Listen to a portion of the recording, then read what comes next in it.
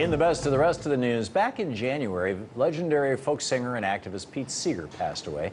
Seeger was as well known for his music with songs like Guantanamera and Winona as he was for his strong activist drive. Next month, Seeger Fest will be taking place in New York. The 5-day-long festival will include music, movies, and community activities that celebrate and commemorate the lives and work of Seeger and his wife, Toshi. Joining me now to talk more about Seeger Fest are Jason Samel, Executive Director of Music for Occupy and organization of Seeger Fest, and Thom Chapin, a Grammy Award-winning singer, songwriter, and activist. Jason, Thom, welcome.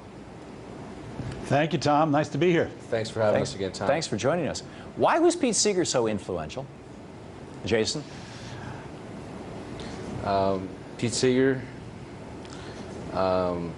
man, his songs, his voice, the people that he was able to garner together and bring together is so influential in so many ways.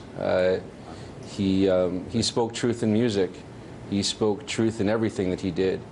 And I think that that's what gained such a large following around him of so many people that fell in love with him and his wife Toshi's goals and aspirations for community and to think local and act think globally, act locally. Yeah. Thom, what do you think Seeger's lasting impact is?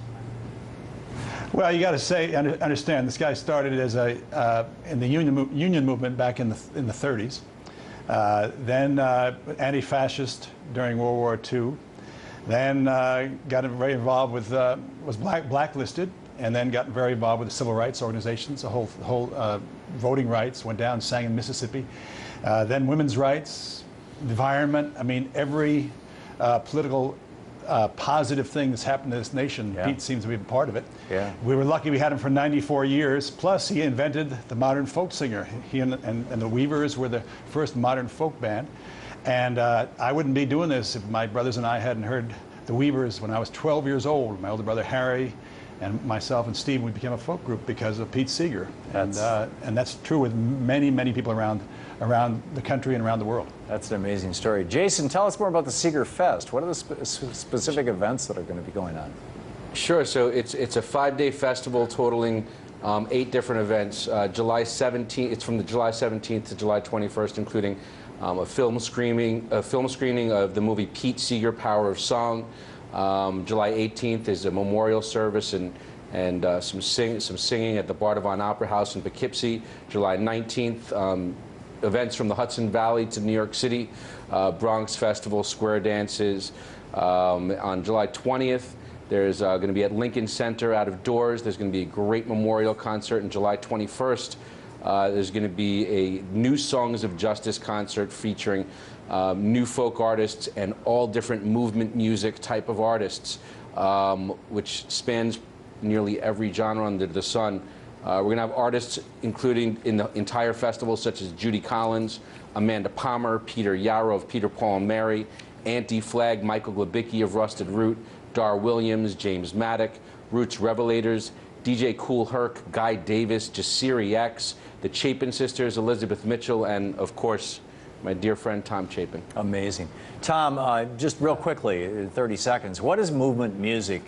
Jason just referenced it, and how can music be used to fight for and influence social justice?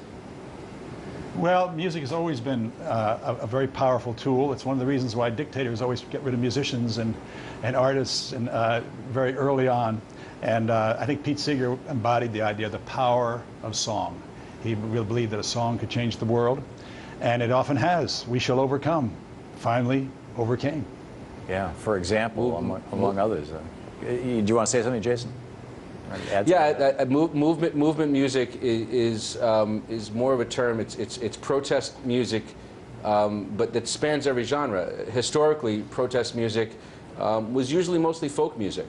And now protest music is turning into, you know, there's hip hop, there's punk music, there's jazz music, there's blues, yeah. There's rock and roll, and that's what I like to call movement music as a whole. Let's listen to some of it here. Jason and Thom, thanks so much for being with us. Thom's going to stick around and give a very special performance of his song If Only off of his album Zigzag, released in 1994. And if you like what you hear, which I'm sure you will, and you live in the New York City area, make sure you go to the Seeger Fest next month. Now here's Tom Chapin.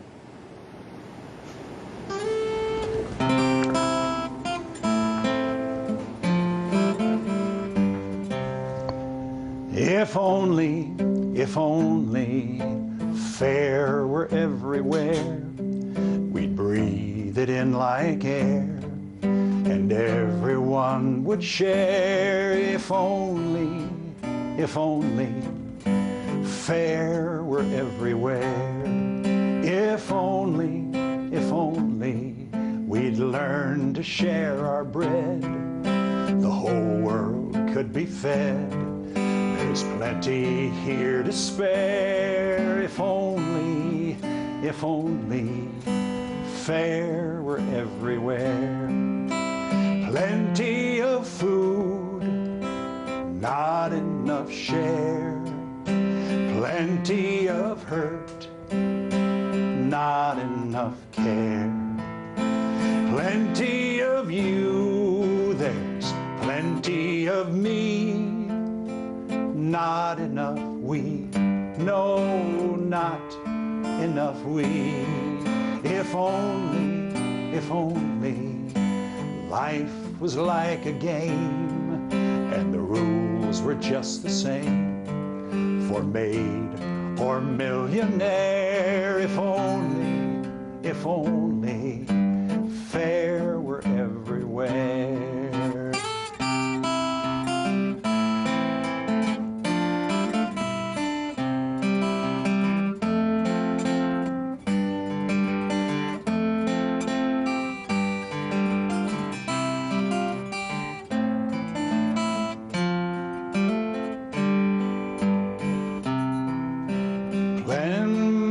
The world is so big, we're pretty small. Hard to imagine changing it all. But let us begin, let us agree. I'll do unto you, you'll do unto me. And someday